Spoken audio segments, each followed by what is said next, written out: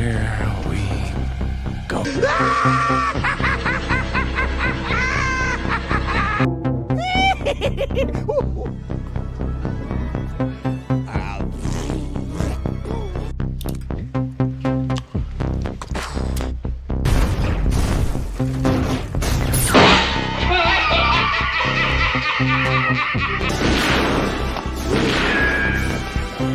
Is like gravity.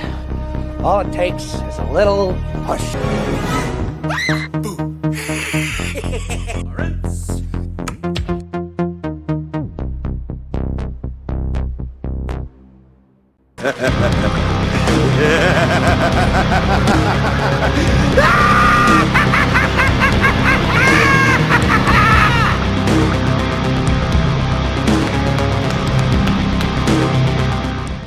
What's up, guys? How you doing? Welcome back to the channel. Glad you stopped by. And if you're brand new, welcome. Grab a seat, stay a while, or do me a couple favors first. Go down and hit that subscribe button. Go next door, ring that bell. Make sure it says all so you know when the next video pops up. Hit that like button, and before you head out, drop a comment. And if you're one of the over 700 regulars here, welcome back for another round. I ask that you also hit that like button. And before you leave, drop a comment. YouTube does love those comments. And of course, share the video out on all social media. Instagram and X, the socials, links are down below in the description. Also, again, the link to that wonderful Joker Voice merch store with exclusive merchandise from Wednesday night is overbooked. It's cool stuff, I'm just saying. Okay, so part of the WWE's Tampa Takeover this weekend involves the premium live event from NXT called Battleground. This will be a 6-match card with 4 matches with titles at stake, one of which comes from the partnership with TNA to add a little spice to the picture here. So let's see who I think comes out on top. And here we go. Now, coming into this weekend, there were only 4 matches, but on Tuesday, 2 more matches were added to the card, making it 6. We have a title match added and a non-title match as well. And that is Josh Briggs pairing up with the NXT Tag Team Champions, Hank and Tank, versus members of the Culling faction, the Sean Spears, Nico Vance, and Brooks Jensen. Now, the tag titles are not on the line, and the Culling faction kind of lost all its momentum when Sean Spears lost the North American Championship to Ricky Saints in his only title defense. So, if they want to keep this faction going, the Culling needs a win more than anything else. So, the Culling gets the win for this match. Sure, why not? Now, the other non-title match involves 2 members, well, a member and a former member of the D'Angelo family, and that would be former D'Angelo family Lieutenant Stax versus the Don of NXT, Tony D'Angelo. Standard mob family betrayal storyline, and now it comes to a head. Stax is looking to take control of the family and take down the boss. And Tony needs to show the upstart who the head of the family, yada, yada, yada, yada, yada, yada. I mean, I have no interest or investment in this match, really. But I think Tony D'Angelo goes over, reasserts himself as head of the D'Angelo family. Okay, I guess. Well, now we're into the 4 title matches. Now, we have seen NXT faces being moved up to the main roster, Julia, Roxanne, Fraxium. So close to what could be the WWE draft.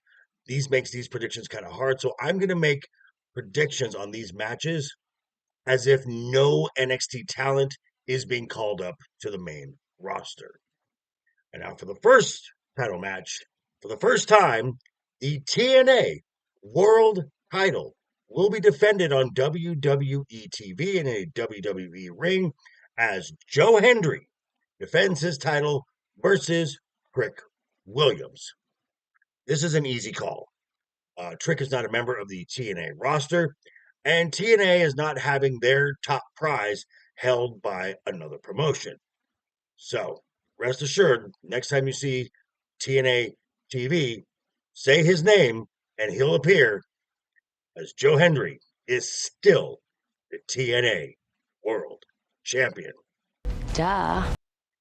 And now the second match that was announced this past Tuesday is for the Women's North American Championship, with the champion Sol Ruca being challenged by Kalani Jordan. Again, assuming no main roster call-ups, Sol Ruca just won the title a month ago, has had like one title defense, and I really don't see this hot potato passing of the titles around. That, and along with Kalani's reign as champion, was rather uneventful, if I'm being honest. So again, in another easy pick, winner and still champion, Sol Ruca. Yeah, I can see that. And both NXT top titles will be on the line at this show. So let's look at the first of these matches. The NXT champion, Oba Femi, defending against Miles Bourne. Now, Miles is quite talented in ring, and his recent promo talking about him being partially deaf has gained a lot of babyface love. However, I think his real life girlfriend will have a much better result than he will, as no one is defeating the champion anytime soon. So, winner and still NXT champion, the ruler, Oba Femi. It's so badass. Speaking of Miles Bourne's girlfriend, in what should be the main event for the NXT Women's Championship, we have the Dark Angel, Stephanie Vaquer, versus Jordan Grace. Again, assuming she isn't being called up to the main roster, she's been doing double duty of late. There is no reason to take the title off of Stephanie. She's the biggest star in the promotion. She's the biggest draw for NXT. And I'd say, I've said it before, she's the second best in-ring talent in the WWE to boot. So, once again, winner and still NXT Women's Champion, La Primera, Stephanie Vaquer. Oh my god. Yes. So yeah, two premium events over the weekend for the WWE, and you've got my picks for both shows. So I'll be giving a recap, and on Monday we'll be talking about this and a whole lot more, as we got Money in the Bank coming up right after this practically. You know the time, 6 p.m. Pacific. You know the place, this channel. Me and the guys talking about Wednesday night is overbooked. But yeah, thanks for stopping by, folks. Again, quick reminder before you head out the door, hit that subscribe button, ring that bell. If you like the video, give it a thumbs up. If you didn't like the video, hey, thanks for sticking around this long. I appreciate that. And I will see you folks all very soon. Hope you had a great week. Have a wonderful weekend ahead of you. Always have fun. Keep talking. Keep smiling. And until next time,